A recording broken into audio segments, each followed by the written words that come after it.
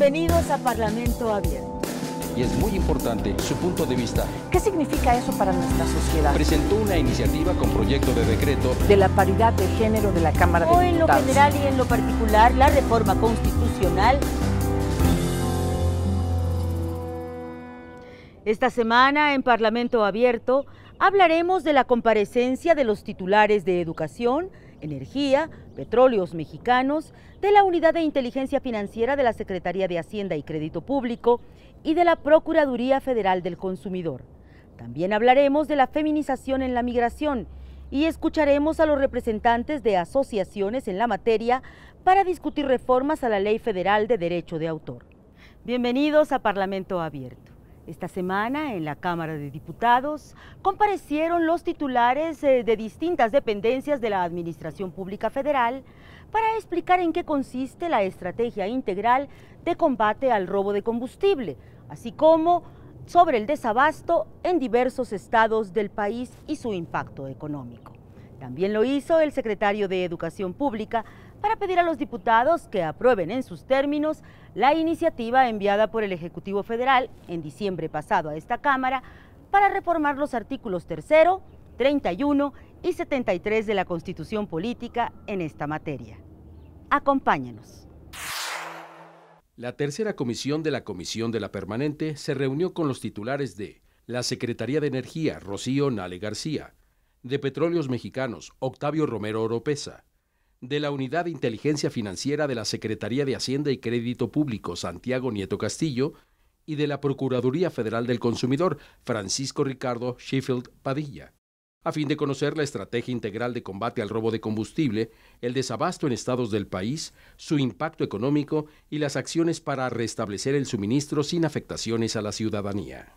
Sobre los ductos, la Secretaría de Energía tiene registrado decenas de rutas de poliductos de gasolina y diésel de diferentes longitudes, diámetro y capacidad. Infraestructura que se construyó en su mayoría en las décadas de los 80s y 90s. Esto también es un reflejo de la política que se siguió después de que se determinó un estancamiento en el sistema de refinación. Se tomó la decisión de combatir frontalmente este delito, no cerrando ductos de manera simplista, sino aplicando estrictamente la ley. Se cumplió el procedimiento para aplicar los criterios a seguir cuando se presentan variaciones de condiciones de operación en los sistemas de transporte por ducto en vigor desde enero del 2013.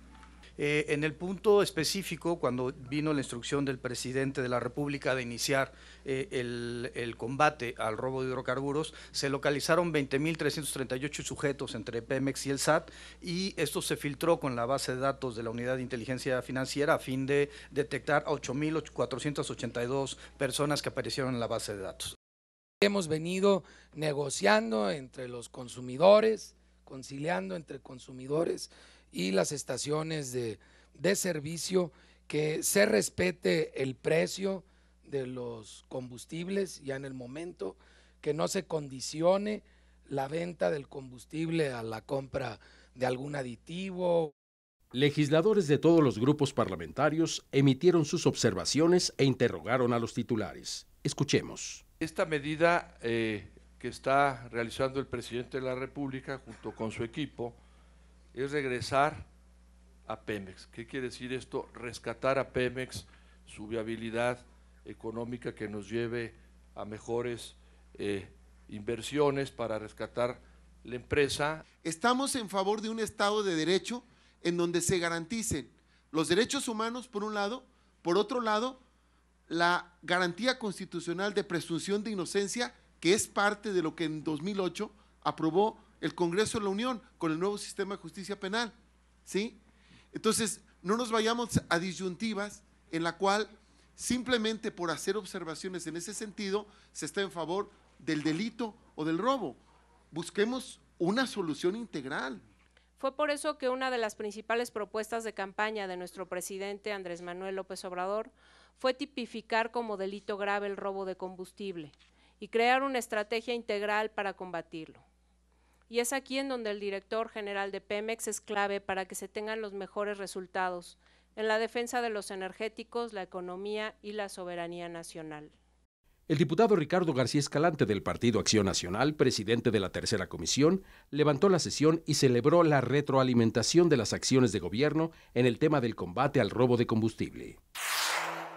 En reunión de trabajo con las Comisiones Unidas de Educación y Puntos Constitucionales, el titular de la Secretaría de Educación Pública, Esteban Moctezuma Barragán, calificó como fallida la reforma educativa de 2013, al afirmar que desvalorizó a los maestros y no ha tenido avance significativo alguno. Esto, al comparecer ante diputados con motivo de la iniciativa del Ejecutivo Federal enviada a la Cámara, que plantea cambios a los artículos 3, 31 y 73 de la Constitución Política en esta materia.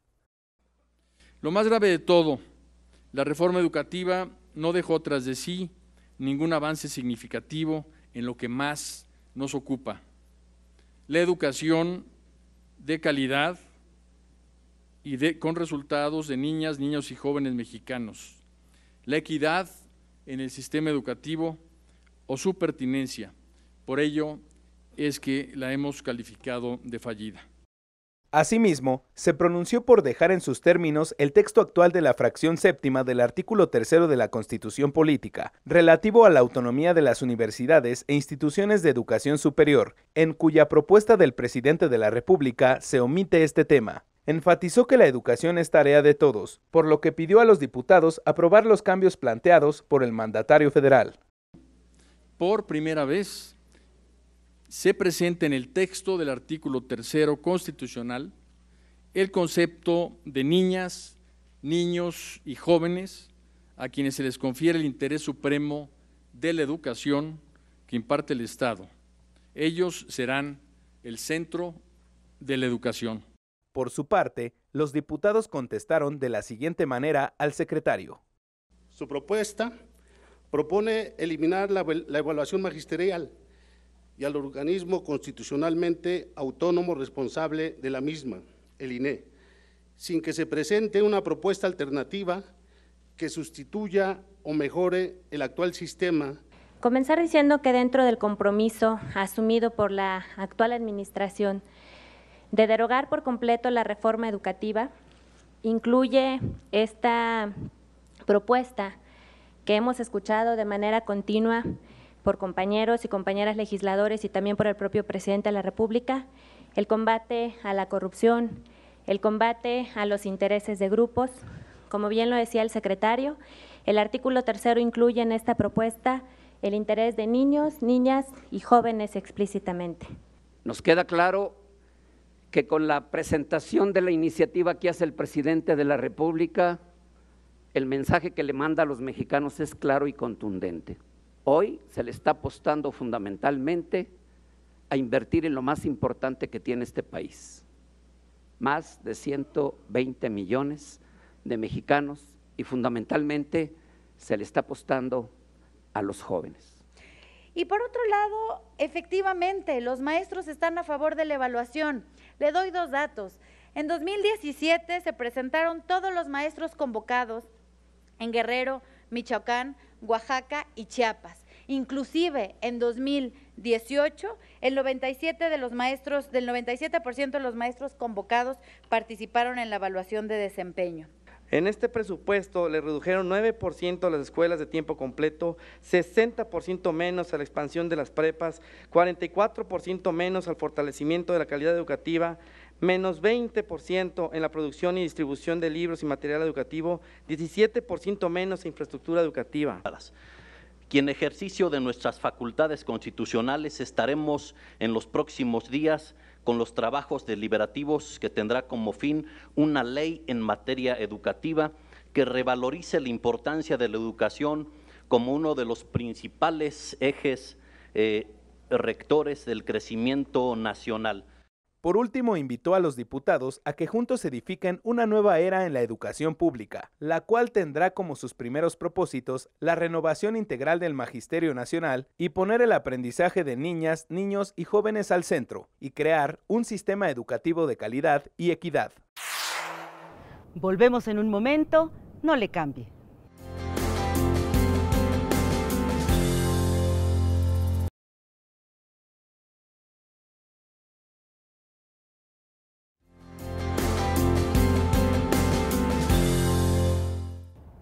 Gracias por continuar con nosotros. Esta semana en nuestra sección Todas al Congreso hablaremos de las mujeres que migran en busca de una vida mejor, aún con el riesgo de ser las más susceptibles de violencia.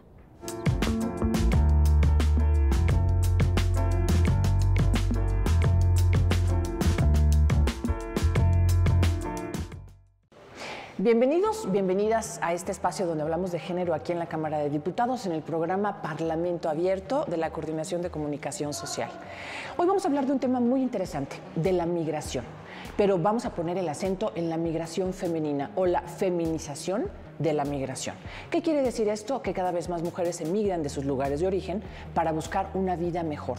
La CEPAL nos da la cifra de que en la región la cantidad de mujeres que emigran es del 50.1% del total de los emigrantes. Hay mucha información al respecto, el fenómeno es nuevo y vamos a platicar con la diputada Julieta Vences Valencia, que es la presidenta de la Comisión de Asuntos Migratorios de aquí de la Cámara, para tener más información. Adelante.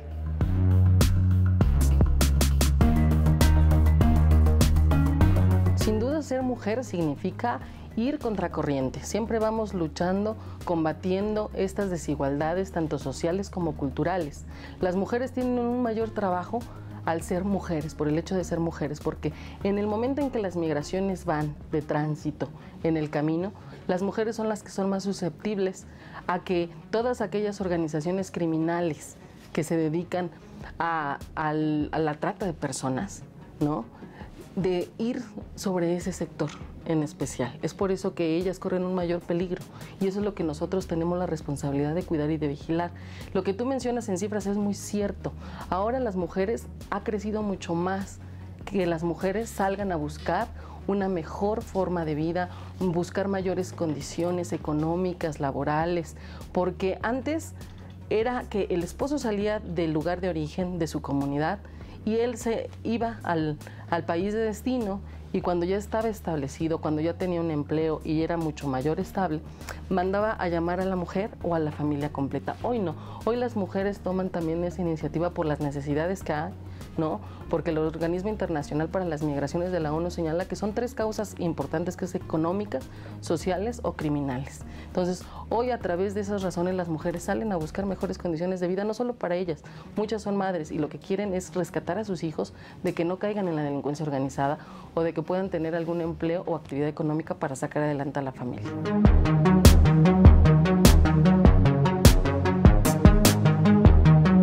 Este presupuesto reorientó el recurso a donde de verdad es necesario. Muchas veces teníamos unas nóminas muy grandes y el resultado, la productividad era mínima. Hoy se quiere que sea mucho más eficiente el recurso y que llegue de verdad a las personas, ¿no? Que este beneficio sea directo. Entonces, a través del anexo 13 viene este apoyo para las mujeres y entonces a través de la Secretaría de Relaciones Exteriores viene el apoyo pues para vigilar que se cumplan los derechos a las mujeres, niñas, niños y adolescentes. Y también para todas aquellas personas que sufren algún tipo de violencia en el exterior, también viene en este supuesto. Entonces, no, hoy se ha reorientado, pero para hacerlo mucho más eficiente y hacer más con menos. Tenemos, yo creo que un gobierno que escucha, un gobierno que pone en sus prioridades la igualdad de género y a las mujeres en el centro, al igual que los derechos humanos.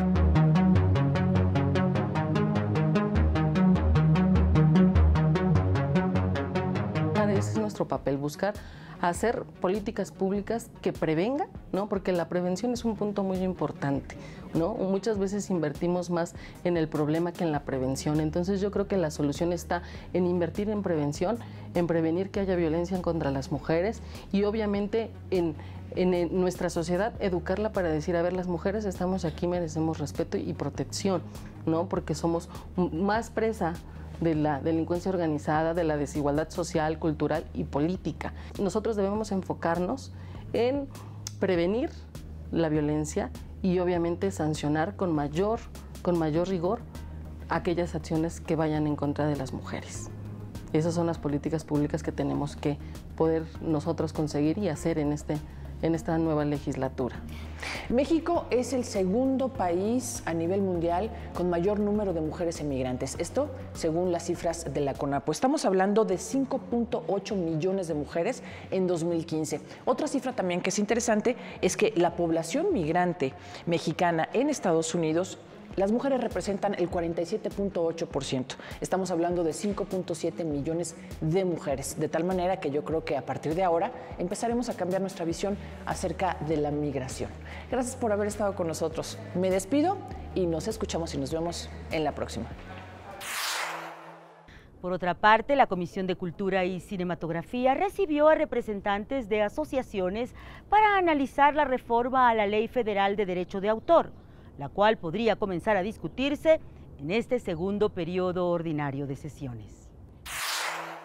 La Comisión de Cultura y Cinematografía, que preside el diputado Sergio Mayer Bretón, recibió el pasado jueves en reunión de trabajo a representantes de asociaciones en la materia para discutir reformas a la Ley Federal de Derecho de Autor, como una medida de protección a los creadores, intérpretes y compositores mexicanos. Dichas reformas podrían comenzar a discutirse a partir del próximo periodo ordinario de sesiones. Que esa es la idea de tener un parlamento abierto y una comisión de cultura abierta, participativa, plural, donde se escuchen todas las ideas, todas las voces y que logremos consensos importantes para el bien no solamente de la industria, sino también del país. Guillermo González King, director general de la Asociación Mexicana de Productores de Fonogramas y Videogramas, señaló que en el ámbito de Latinoamérica, México es el segundo país, después de Brasil, que más contribuye a la industria global de la música en ventas y consumo por concepto de streaming, por lo que solicitó una legislación que busque la protección de esta industria y se adecúe al entorno digital. El tema del crecimiento de la industria hace que tratemos de buscar que esta legislación que estamos tratando de modernizar incremente las oportunidades, incentive la creación de nuevas obras e incentive también la creación de nuevos empleos, que sea la música un medio que permita a un autor, a un compositor, a un intérprete, a un ejecutante poder tener una fuente de ingreso que le permita sustentar sus necesidades. La especialista en derechos de autor y propiedad intelectual Carmen Arteaga Alvarado señaló que hay que ser respetuosos de nuestro sistema legal en el contexto constitucional legal para poder hacer efectivas estas reformas. Aquí yo lo que observaría es que tenemos hoy varios retos que cumplir, sobre todo viniendo de tratados internacionales, como yo creo que ha quedado claro. Sin embargo, es importante tener en cuenta nuestro sistema legal, cómo funciona, cómo podemos implementar esos tratados, porque desafortunadamente en esta historia legislativa, sobre todo la historia reciente de tratados que tienen que ser aterrizados en nuestra legislación, no siempre retomamos las figuras adecuándolas a nuestro sistema legal. Por su parte, el abogado especialista Juan Ramón Obón León señaló que el problema de la piratería ha sido un problema de falta de voluntad política y que deberían buscarse medidas inhibitorias en ese sentido. La implementación dentro del derecho de autor de un juicio especial en materia de derecho de autor, con un procedimiento ágil, ¿no? Con tapando esas coladeras donde puedan haber chicanas para alargar los procedimientos innecesariamente y sobre todo también hablar de esas medidas de protección. Y estamos viviendo en general no solamente en el derecho de autor, sino en muchos aspectos. Hay una política de no respeto al derecho y no respeto a la autoridad. Eso es algo que estamos padeciendo en este momento en este país.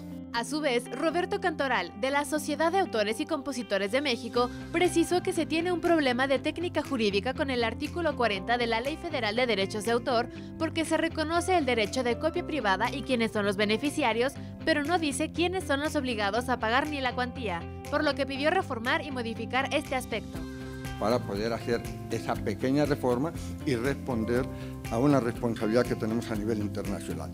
Quiero aclararles que en su momento yo lo presentaría, nosotros estamos recibiendo pagos por concepto de copia privada ya de muchos países y que no hemos tenido una respuesta justa a lo que representa el catálogo mexicano a nivel mundial porque nosotros no tenemos la reciprocidad de pagar la copia privada y muchos países no nos pagan porque nosotros no les pagamos. Entonces hay una afectación ahí todavía mayor.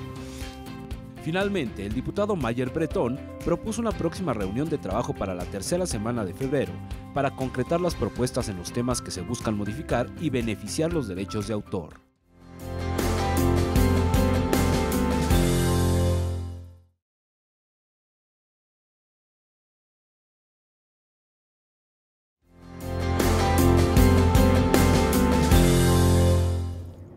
En la crónica de hoy, Miguel Reyes Razo nos habla de las migraciones y del anhelo que se persigue de vivir en paz.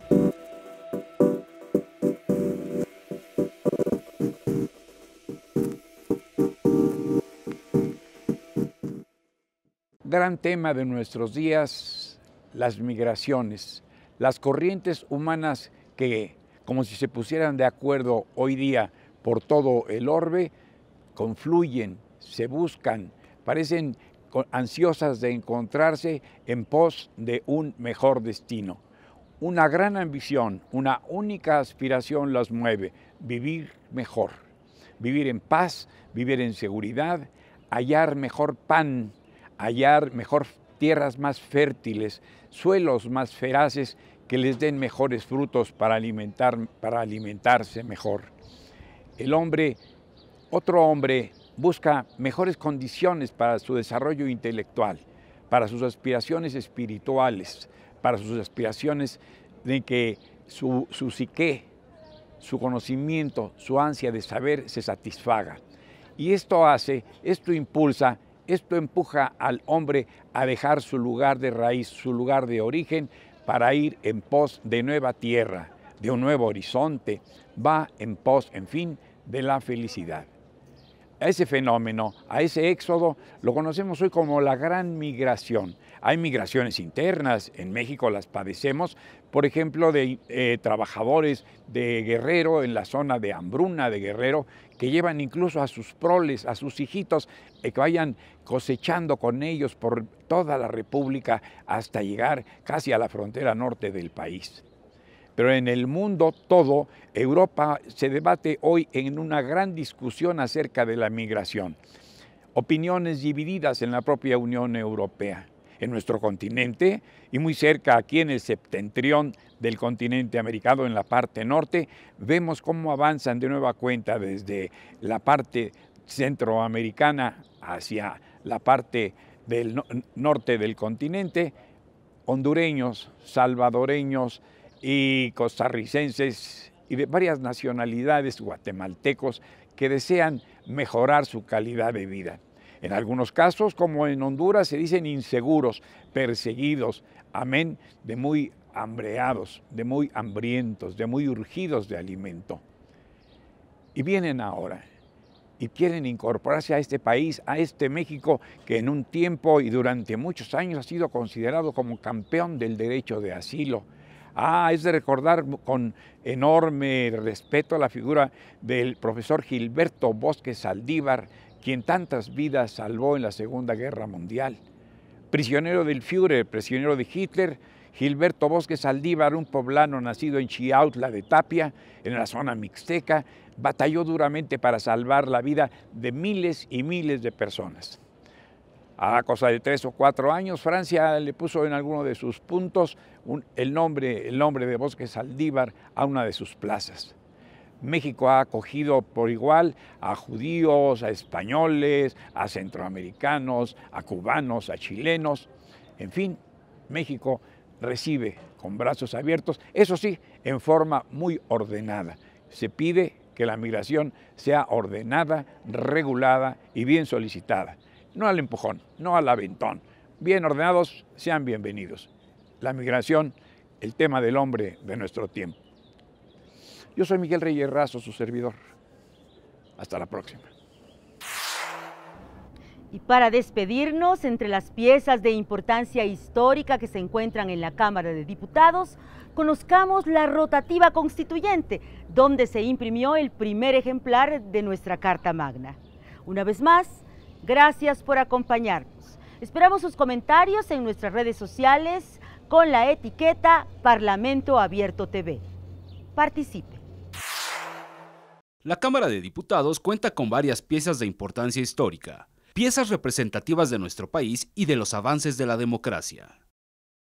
En octubre de 1986, el periódico El Universal donó la rotativa constituyente a la 53ª legislatura del Honorable Congreso de la Unión. ¿Por qué rotativa constituyente? Porque en esta emblemática pieza se imprimió la primera edición de la Constitución Política de los Estados Unidos Mexicanos, promulgada en el año de 1917.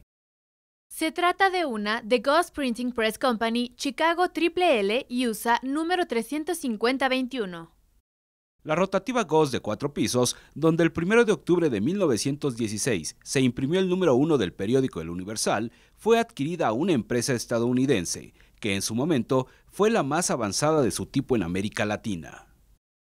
Años después de la impresión de la Constitución, la rotativa Goss fue bautizada como la Constituyente justo por la labor que tuvo en la impresión de la Carta Magna. Desde entonces, reposa en el patio central de la Cámara de Diputados, ya que fue considerado el lugar ideal para albergar el patrimonio histórico de la nación. Bienvenidos a Parlamento Abierto. Y es muy importante su punto de vista. ¿Qué significa eso para nuestra sociedad? Presentó una iniciativa con proyecto de decreto De la paridad de género de la Cámara de O en lo Diputados. general y en lo particular, la reforma constitucional